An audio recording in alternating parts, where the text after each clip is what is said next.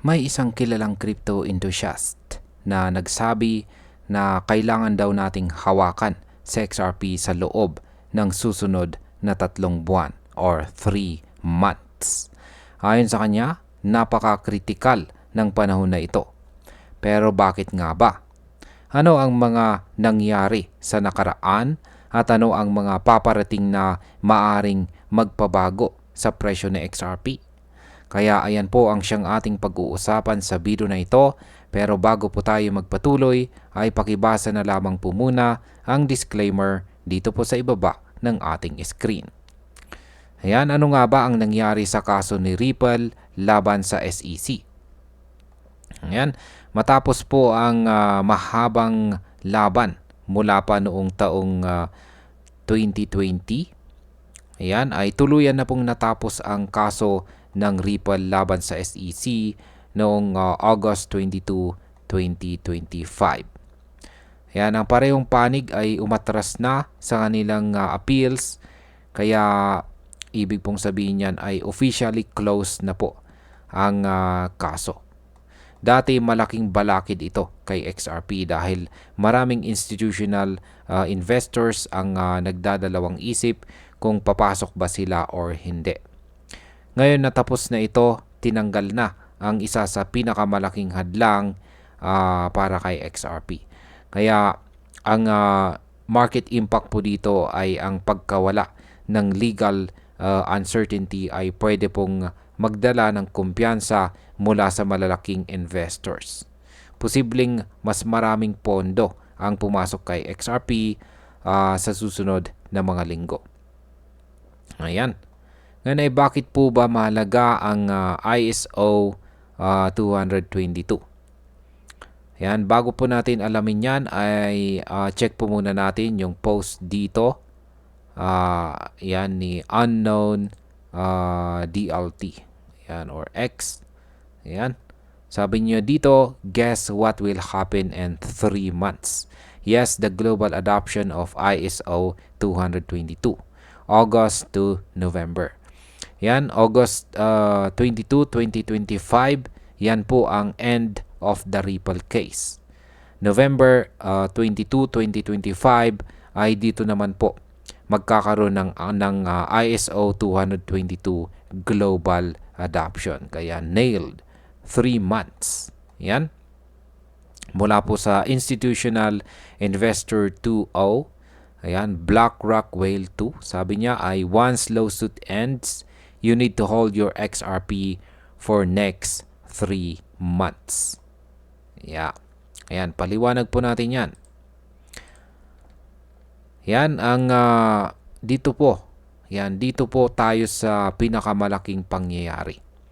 Ngayong November 22, 2025. Lahat ng financial institutions na gumagamit po ng SWIFT para sa cross-border transactions ay kailangan pong lumipat sa bagong standard na tinatawag na ISO 222. Ang dating empty message format ay mawawala na at tuluyan ng mapapalitan ng bagong sistema. Ano nga ba ang ibig sabihin nito? Simple lang, mas modernong format para sa financial messaging na mas detailed at saka mas efficient. At dito na po pumapasok si Ripple. Ang kanilang payment system ay ISO 222 compliant na. Ibig sabihin, handa na silang makisabay. Hindi man si XRP mismo ang direktang ISO 222 compliant, pero siya ang nagsisilbing power o fuel ng mismong system ni Ripple. Kaya ang market impact po rito ay kung mas maraming bangko at financial institutions ang gagamit ng Ripple system dahil sa ISO 222, natural po na lalaki ang demand kay XRP bilang bridge asset. At kapag lumaki po ang demand, mas mataas ang posibilidad na tumaas din ang kanyang presyo.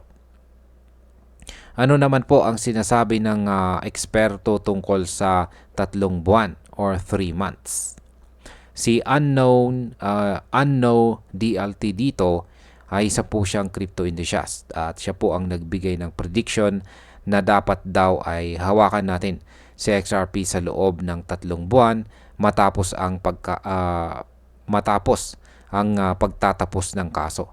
Ibig sabihin ay mula August 22 hanggang November 22 ay napaka-critical ng panahon na ito. At bakit? Kasi dito po magkakaugnay ang dalawang major events. Una, tapos na ang kaso kaya wala nang hadlang. Pangalawa, papasok na po ang global adoption ng ISO 20022. Kaya sa market impact, kung tama po ang kanyang observation, maaring magkaroon ng malalaking galaw ang market ni XRP bago po matapos ang taon. At kung papalarin ang mga naka-hold, maaring magdala ito ng malalaking kita. Ngayon ay ano po ba ang pwedeng mangyari sa market habang tayo ay naghihintay? Habang papalapit po ang buwan ng November, yan ay maaari pong makakita tayo ng dalawang senaryo. Una, tataas po ang hype at speculation kaya posibleng tumaas ang presyo ng XRP kahit bago pa man ang full adoption. Pangalawa, maaari pong manatili muna itong tahimik at sideways dahil hinihintay ng mga investors ang actual implementation ng ISO 222. Kaya ang market impact po dito ay kung pumasok po ang hype, mas maaga ang pag-angat ng presyo. Kung maghintay naman ang market, posibleng ang big move ay mangyari bandang November. Ano naman po ang magiging papel ni XRP sa cross-border payments? Ayan. Matagal ng target ni Ripple ang cross-border payments industry. Ngayon nasa ISO 220 na ang magiging standard, mas malaki po ang chance na magamit ang kanilang system ng mas maraming bangko. Kung tuluyang lumawak ang paggamit nito, sa XRP ang magiging sentro ng mabilis at murang transaction sa global scale. Kaya sa market impact, kapag lumakas po ang adoption, posibleng mas maging stable at mas mataas ang value ng XRP. Ito po ang maaring magtulak sa kanya na lumayo sa dating perception na isa lang siyang speculative asset. Yan, bilang panghuli, kung titingnan po natin, napakalaki po ng posibilidad na magkaroon ng movement si XRP sa susunod na 3 buwan. Ngayon na tapos na ang kanyang kaso, mas maluwag na ang daan para sa institutional money. At ngayong paparating na po ang ISO 222, mas malaki rin ang chance na makita siya bilang isang tunay na gamit na asset at hindi lamang po basta speculative token. Para sa akin, ang 3 buwan or 3 months na ito ay hindi lang simpleng waiting period. Isa itong turning point na pwede pong magbago sa posisyon ng XRP sa buong crypto market. Kung mangyayari nga ang malawak na adoption, hindi malayo na masaksihan natin ang paglakas ni XRP sa global financial system. At ayan, hanggang dito na lamang po tayo sa video na ito mga ka-crypto. Marami pong salamat sa panonood. Ingat po tayo lagi at God bless po sa ating lahat.